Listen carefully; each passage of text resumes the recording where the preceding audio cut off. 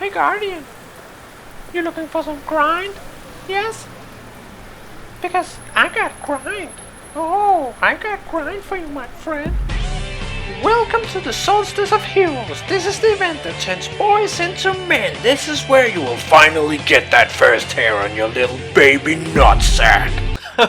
Okay guys, maybe I went a little too far on the baby nutsack there. Let's just get into the guide. Hi guys and welcome to Gaming Watcher. My name is Rosen and in this video I'll go through the Solstice of Heroes event that is going on right now in Destiny 2. English is not my first language, so I often mispronounce words, which you guys are so sweet to remind me so that I can get better. Thank you for that. Anyways, I thought I would give myself a challenge in this video. If I notice any mispronunciations during the edit of this video, I will take 10 push-ups at the end of the video for every mispronounced word. So I'll keep a counter up here in the corner and we'll see how many push-ups I need to do by the end. Let's get into the Solstice of Heroes. So the Solstice of Heroes event is a 1-month event where you can acquire a special set of armor that cannot be acquired through any other activity. And it looks pretty sick, not gonna lie. So to begin you have to visit Eva Levante in the tower. She will give you the first quest to get started. The event works like this. First, you get a blue armor set. Every piece of armor has a set of objectives on it that you have to complete. When all objectives on an armor piece are completed, you can upgrade the armor set to the next tier. Tier.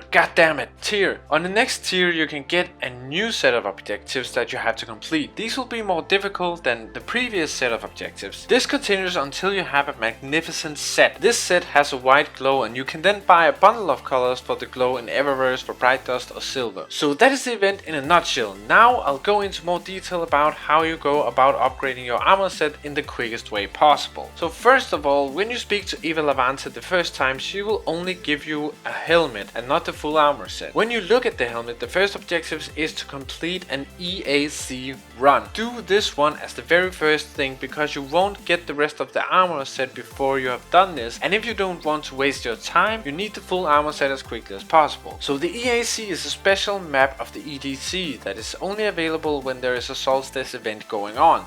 The EAC run is really simple, but there are some very important tips I can give you so you can get through it in the most effective way possible. So what you have to do in the EAC is you have to kill bosses and loot chests. Shock. No, but seriously, this is important because the more mini bosses you kill before the timer runs out, the more chests you get to open afterwards, and this will speed up your progress. So in this first round you have to kill mini bosses before the timer runs out. The most efficient way of doing this is by sticking to the rooftops so you can move around faster. In the outskirts of the map there are fallen teleporters that will take you to the rooftops, so use those to get up there and then move along the rooftops to quickly get around to the different bosses. The two bosses located on the radar will spawn more mini bosses when killed. It is also more efficient if you and your teammates can actually take down these bosses by yourselves, so go for high DPS when choosing a loadout. Shotguns, grenade launchers, machine guns, stuff like that will work wonders. So when the timer runs out, a big boss will spawn. Take this down as well. Use everything you got. These bosses can be kind of bullet spongy. After the big boss takedown, a lot of chests will appear for a short while on your radar. They will then disappear again and you now have to go find them. They will show up again on your radar when you get close to them, but you still have to do quite a bit of exploring. Loot as many chests as possible. If you can't do it, the best way is to coordinate who is going in which direction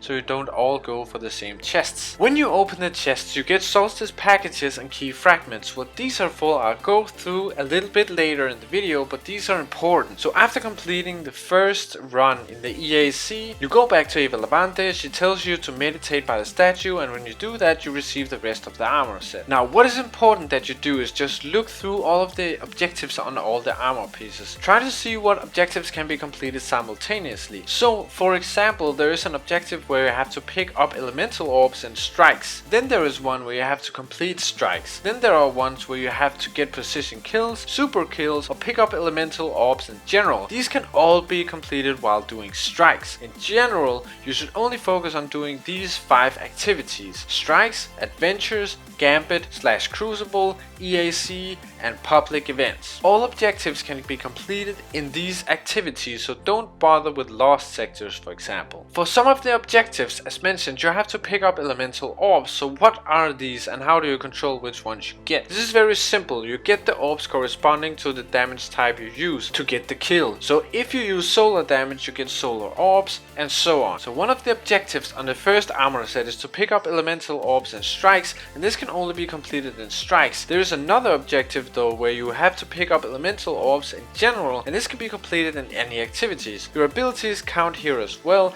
and will also give you elemental orbs. So next up we have the crucible and gambit objectives. Here there is a strategy that is by far the most efficient that I'll go through here. So these objectives are combined, so you can either complete them in gambit or in the crucible, but depending on the objective, one is way faster than the others. So crucible is of course the fastest for guardian takedowns because assists also count, but for orbs gambit is way faster. Be aware though that gambit prime does not drop orbs, only regular gambit does that. Gambit prime though is the best choice for completions because a gambit prime match is way faster than either a crucible match or a normal gambit match. So to sum up, guardians defeated you get in crucible, orbs you get in normal gambit, and completions you get in gambit prime. Also, it's worth noting that in the crucible you still get orbs from kinetic weapon kills. The orbs in this case are based on your subclass. A general tip for the entire event is that you do not have to wear all the Solstice armor pieces for every activity. You only have to wear the pieces that you're actually trying to complete objectives on. So if you have exotics or legendary armor that you want to use, you can do that. Just remember to be wearing the right armor piece for the objective